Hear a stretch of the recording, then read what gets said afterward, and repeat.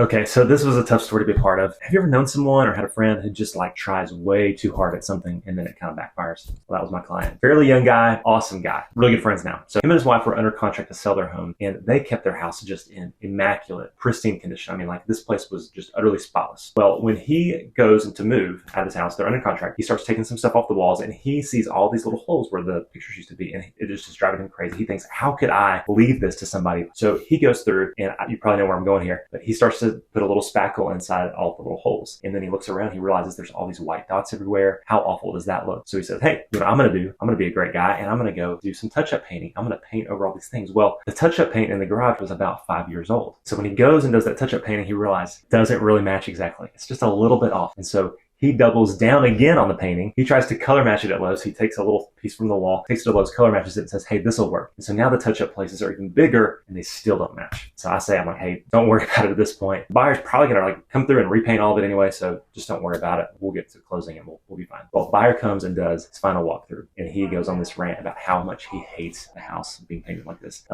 He is like demanding, he's like saying, hey, unless the whole house is repainted, I'm not even gonna close. And I should say, like, we ended up resolving this. They closed, and my guys, we're like really good friends now. Man, moral of the story, hey, once you've been in a house a few years, hey, that paint in the garage, it ain't gonna match anymore, all right?